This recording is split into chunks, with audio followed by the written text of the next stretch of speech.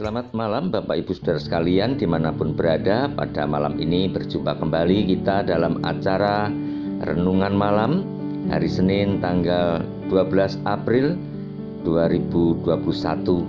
Namun sebelumnya marilah kita berdoa. Bapa Surgawi, kami datang menghadap tahta-Mu kembali pada malam ini. Kami bersyukur atas kasih berkat Tuhan. Sepanjang hari ini Engkau telah menyatakan kasih-Mu di dalam hidup kami. Dan kami malam ini hendak belajar tentang firman Tuhan. Mampukan Bapa kami untuk dapat menyatakan kebenaran firman-Mu itu hanya di dalam nama Yesus Kristus. Terima kasih Bapa. Amin. Saudaraku yang terkasih di dalam Tuhan Yesus Kristus, pada malam ini sebagai dasar renungan kita, saya akan membacakan dari kitab Amsal pasalnya yang keempat ayat yang ke-23. Yang demikian bunyinya, jagalah hatimu dengan segala kewaspadaan, karena dari situlah terpancar kehidupan.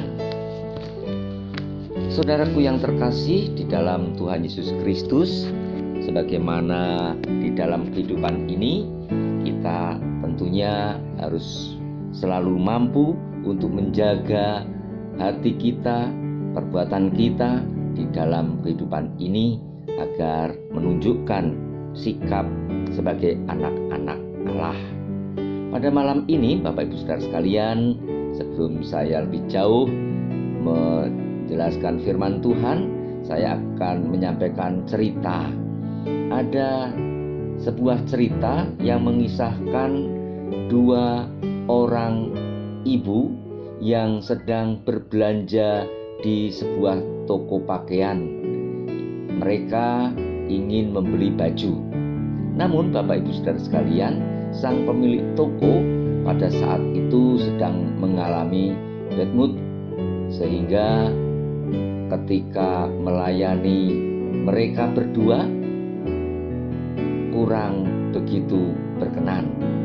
Nah, saat itu ibu pertama yang memilih baju melihat sikap tingkah laku dari pemilik toko yang kurang berkenan dari pelayanannya tadi, karena melayani dengan cemberut, dengan tidak sopan dan seterusnya Ibu Bapak. Maka ibu yang pertama merespon atau terpengaruh dengan sikap ibu yang melayani dia atau sang pemilik toko itu tadi. Dia jengkel ibu yang pertama ini terhadap sang pemilik toko karena tidak dilayani dengan baiknya. Namun beda dengan ibu yang kedua. Ibu yang kedua ketika melihat sang pemilik toko bad mood, ibu kedua ini ketika berbelanja tidak dilayani dengan baik, maka ibu yang kedua tidak terpengaruh akan sikap itu. Dia tetap sebagaimana seorang pembeli yang baik, tetap bersikap sopan terhadap sang pemilik toko. Nah, disinilah Ibu Bapak, ternyata ibu yang kedua tadi dengan sembunyi-sembunyi dia selalu mengamati sikap ibu yang kedua. Nah, terjadilah diskusi atau percakapan antara ibu yang pertama dengan yang kedua tadi. Ibu yang pertama yang terpengaruh oleh bad mood dari sang pemilik toko mengatakan kepada ibu yang kedua, "Bu, kenapa sih ibu kok selalu tetap dengan sopannya memberikan tanggapan yang baik terhadap sang pemilik toko ini? Bukankah dia melayani kita dengan tidak sopan? Bukankah dia selalu memberikan suasana yang kurang nyaman?" Lantas ibu yang pertama tadi setelah menjelaskan jengkelnya kepada sang pemilik toko merasa puas. Tetapi Ibu Bapak, ibu yang kedua justru memberikan jawaban yang menohok. Karena ibu yang kedua dengan bijaknya dia mengatakan, justru kita tidak boleh terpengaruh. Mengapa kita harus mengizinkan dia, sang pemilik toko itu, untuk dapat menentukan cara kita dalam bertindak?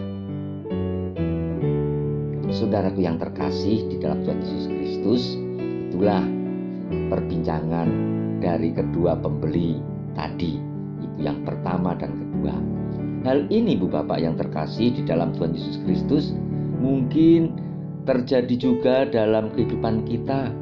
Kita sering mengalami hal-hal yang seperti itu ketika melihat orang lain yang bersikap kurang baik kepada kita, orang lain yang selalu memberikan hal yang kurang indah terhadap kita, maka kita akan terpengaruh. Jika kita terpengaruh, itu berarti kita membiarkan dia mengatur dan menentukan hidup kita. Padahal sebenarnya kitalah yang bertanggung jawab atas diri kita. Kitalah yang harus mengatur sikap perbuatan diri kita. Mengapa kita harus terpengaruh orang lain sehingga kita mengikuti alur mereka? Saudaraku yang terkasih, tindakan kita memang kerap dipengaruhi oleh tindakan orang lain. Kalau orang lain memperlakukan kita buruk, maka kita akan membalasnya dengan hal yang buruk. Kalau orang lain tidak sopan terhadap kita, kita akan lebih tidak sopan lagi kepada mereka.